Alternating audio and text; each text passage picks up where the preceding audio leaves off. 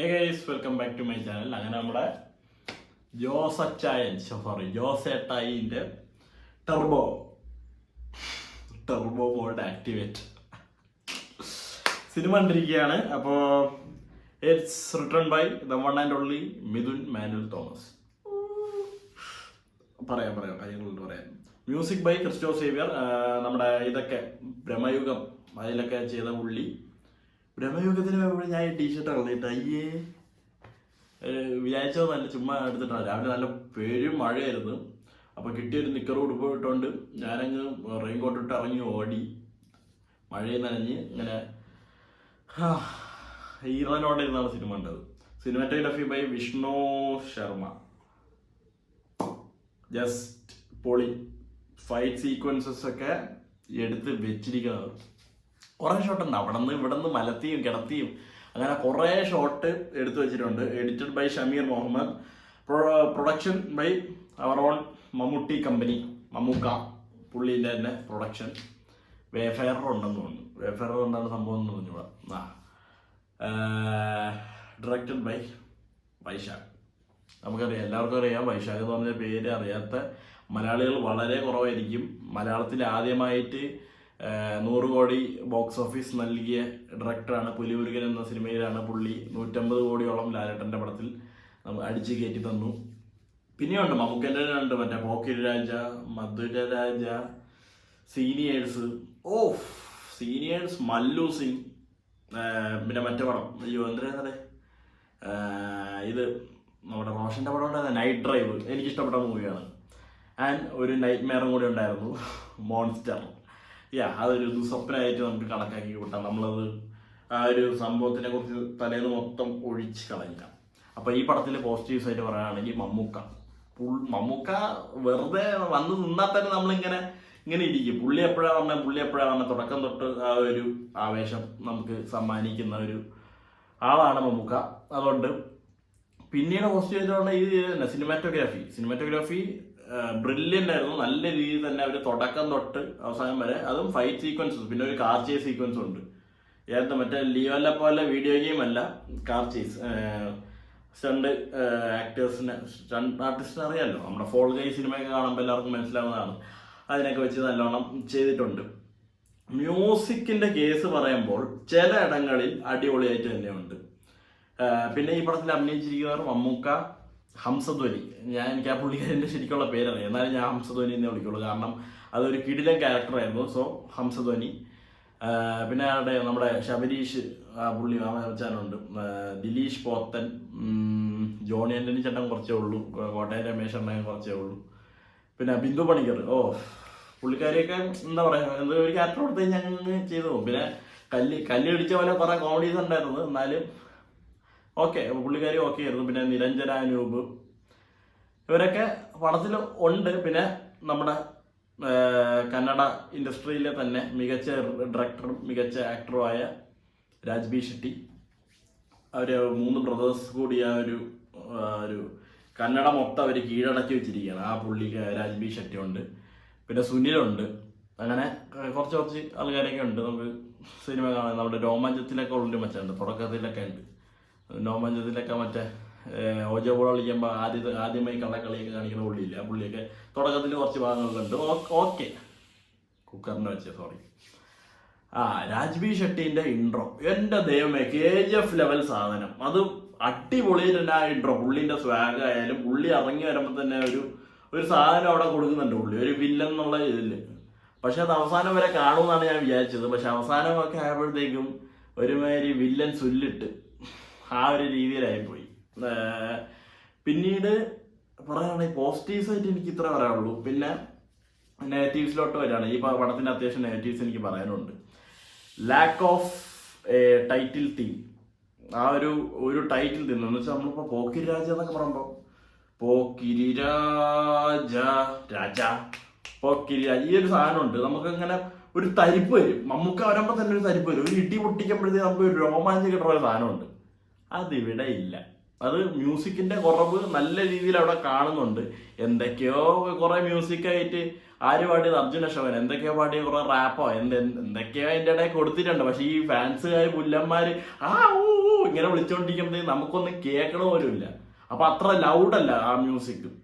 അത് വളരെ ഒരു പോരായ്മയായിട്ട് എനിക്ക് തോന്നി. പിന്നെ ഒരു ഇമ്പാക്റ്റ് ഇല്ലാത്ത പോലെയാണ് എനിക്ക് ഒരു പടം ഫീൽ ചെയ്തത്. ഫസ്റ്റ് ഹാഫ് വാസ് നിൽ, ഒന്നുമില്ല. ഫസ്റ്റ് ഹാഫ് ബേസിക്കായിട്ട് നമ്മൾ കാണുന്ന ഒരു സെയിം ടെംപ്ലേറ്റ്, ഒരു സാധനം സെയിം ടെംപ്ലേറ്റ്. ആ ഒരു പഴയകാല സിനിമകളിൽ കണ്ടത് എന്താണാവോ എന്ന് വെച്ചാൽ മമ്മൂക്കേനെ കാണിക്കുന്നിടത്ത് നമുക്കൊരു ഉഷാറ് വരുന്നില്ല.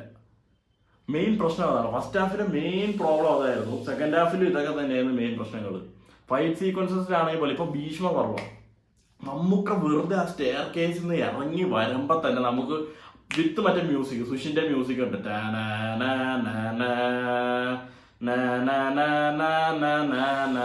ഈ ഒരു സാധനം വരുമ്പോ നമുക്കൊരു രോമാഞ്ചം അങ്ങ് കയറി വരും.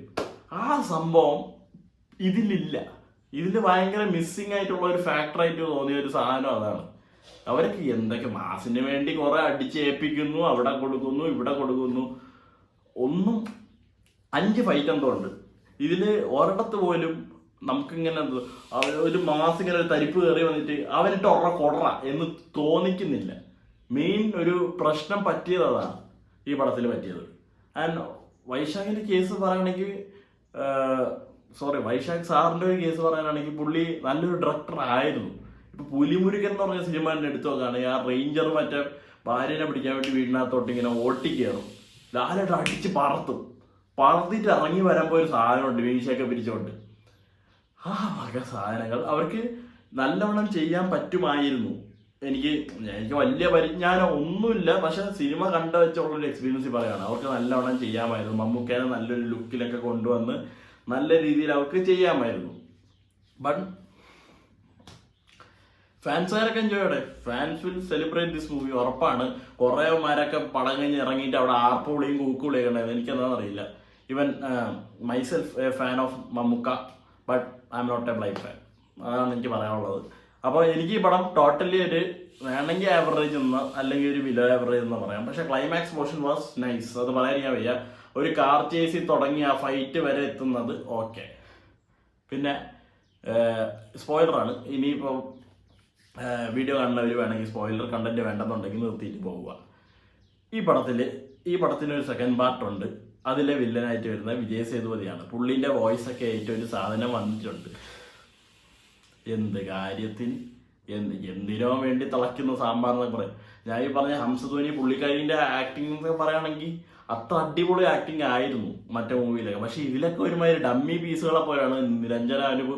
പിന്നെ പ്ലോട്ട് വൈസ് അയ്യോ എൻ്റെ മിഥുൻ മാനുവൽ നിങ്ങളൊക്കെ ശരിക്കും ആരാധിക്കുന്ന ഒരാളാണ് ഞാൻ. അപ്പോൾ ഞാനിത് ശരിക്കും ഉള്ളിൽ തട്ടിയാണ് ഞാൻ പറയുന്നത്. വളരെ വീക്ക് സ്ക്രിപ്റ്റ് ആയിരുന്നു, ഒന്നുമില്ല. പ്ലോട്ട് വൈസ് ആണെങ്കിൽ നമുക്ക് അവിടെ ട്വിസ്റ്റ് വരും, ഇവിടെ ട്വിസ്റ്റ് വരും, അതൊക്കെ ഭയങ്കര പ്രഡിക്റ്റബിൾ ആയിരുന്നു. പ്രഡിക്റ്റബിലിറ്റി സംഭവങ്ങൾ നമുക്കിങ്ങനെ വാരി വെതറിയാണ് വന്നിരിക്കുന്നത്. എനിവേ കാണും, എല്ലാവരും പോയി കാണും. എന്തായാലും മറ്റേ പ്രീസെയിൽ വഴി 3 കോടി എന്തരോ കയറി. എന്തായാലും അവർ ഇട്ട പൈസ അവർക്ക് ഓവർസീസാ മറ്റേ OTT സാറ്റലൈറ്റ് എന്തൊക്കെ കൊടുത്താലും അവർക്ക് കാശ് കിട്ടിയിരിക്കും. കാശ് വെച്ച് അവർക്ക് മുതലാണ്. ബട്ട് എൻ്റെ മനസ്സ് എനിക്കങ്ങനെ ഇങ്ങനെ പറയാനാണ് തോന്നിയത്. എനിക്ക് ഷുഗർ കോട്ട ചെയ്യേണ്ട കാര്യമൊന്നുമില്ല. സെയിം ടെംപ്ലേറ്റ്, പണ്ടത്തെ കാലത്ത് കാണുന്ന പടങ്ങളുടെ എക്സാക്ട്ലി ദ സെയിം ടെംപ്ലേറ്റ്. ചില പടങ്ങളൊക്കെ ഇപ്പം കടുവൊക്കെ ആണെങ്കിൽ ഇപ്പം അത് തന്നെ മാസ്, നാടൻ തല്ല്, മുണ്ട് മടക്കിയടി. എന്നാലും അവിടെയും എന്തൊക്കെയോ ഒരു പുതുമയുള്ള പോലെ എനിക്ക് തോന്നിയായിരുന്നു പേഴ്സണലി. ഭീഷ്മർവാണെങ്കിൽ മാസാണ് മൊത്തം, വേറെ ഒന്നുമില്ല. ജസ്റ്റ് നമ്മൾ പണ്ട് കാണുന്നുണ്ട ഫാമിലി പ്രശ്നങ്ങൾ, വെഞ്ചൻസ്, ഇതൊക്കെയാണ് അവിടെ ഉള്ളത്. പക്ഷെ അവിടെയൊക്കെ ഒരു ക്രാഫ്റ്റ് ഉണ്ട്, അവരുടെ ഒരു മേക്കിംഗ് അടിപൊളിയായിട്ടാണ് പിടിച്ചത്. ഇത് ചുമ്മാ കണ്ടോണ്ടിരിക്കാന്നല്ലാതെ ഒന്നും ആലോചിക്കാത്ത ഫാമിലി ഓഡിയൻസ് ഒക്കെ ഒന്നും ആലോചിക്കാതെ ചുമ്മാ മമ്മൂക്കേനെ അടിയൊക്കെ കാണാനാണെങ്കിൽ പോവാം. പണ്ടത്തെ കാലത്ത് സെയിം തന്നെ. തുടക്കത്തിൽ വില്ലന്റെ ഒരു ഭാഗം കാണിക്കുന്നു, വില്ലൻ ഒരുത്തനെ കൊല്ലുന്നു, വില്ലൻ അവിടെ അത്ര ഹൈപ്പ് കയറുന്നു, പിന്നെ നായകന്റെ പോർഷൻസ് കാണിക്കുന്നു, പിന്നെ അടുത്ത നായകന്റെ റിലേറ്റീവായിട്ട് ഈ വില്ലൻ എങ്ങനെ കണക്ട് ആവുന്നു കാണിക്കുന്നു, റിലേറ്റീവിനെ കൊല്ലുന്നു, മമ്മൂക്ക തിരിച്ചടിക്കുന്നു. ഇതൊക്കെ തന്നെ ബേസിക് സാധനം. പോക്കിരാജയൊക്കെ ആണെങ്കിൽ നമുക്കിങ്ങനെ ആ ഒരു ഡ്യുവൽ കോംബോ നമുക്ക് ഭയങ്കര ഒരു ഇതായിരുന്നു. ഞാൻ എപ്പോഴും റീവാച്ച് ചെയ്യുന്ന ഒരു മൂവിയായിരുന്നു പോക്കിരാജ. സിനിമ അത്രേ പറയാനുള്ളൂ. നിങ്ങൾക്ക് പോയി സിനിമ കാണാം. നിങ്ങൾക്ക് നിങ്ങളുടേതായ ആഗ്രഹങ്ങളും ഇഷ്ടങ്ങളൊക്കെ ഉണ്ട്. ഞാനെന്നല്ല വേറെ ആരൊക്കെ എന്തൊക്കെ ഒപ്പീനിയനോ റിവ്യൂ എന്തൊക്കെ ഇട്ടാലും നിങ്ങളാണ് തീരുമാനിക്കേണ്ടത് ഒരു സിനിമ എവിടെ എത്തണമെന്ന്. വേർഡ് ഓഫ് മൗത്ത് വഴി ഹിറ്റായ ഗംഭീര പടങ്ങൾ, കുറേ ഇഷ്ടംപോലെ പടങ്ങളൊക്കെ ഉണ്ട്. മമ്മൂക്കേൻ്റെ കേസായാലും ഞാൻ ഒരിക്കലും ഒരു എന്താ പറയുക മമ്മൂക്ക ഹേറ്ററോ അല്ലെങ്കിൽ മമ്മൂക്കൻ്റെ പടങ്ങൾ കാണാതിരിക്കുന്ന ഒരാളോ ഒന്നുമല്ല. റീസെൻ്റ്ലി ഇറങ്ങിയ സകല പടങ്ങളും ഇപ്പോൾ ഭീഷ്മപർവം തൊട്ട് നമുക്ക് എടുക്കാം. ഭീഷ്മപർവം പുഴുവിൽ മമ്മൂക്കേൻ്റെ ആക്ടിങ് ആണ് എനിക്ക് കുറച്ചുകൂടി ഇഷ്ടപ്പെട്ടത്. പ്ലോട്ട് എനിക്ക് എന്തോന്ന് സാധനമൊന്നും തോന്നിപ്പോയി, സത്യമാണ്.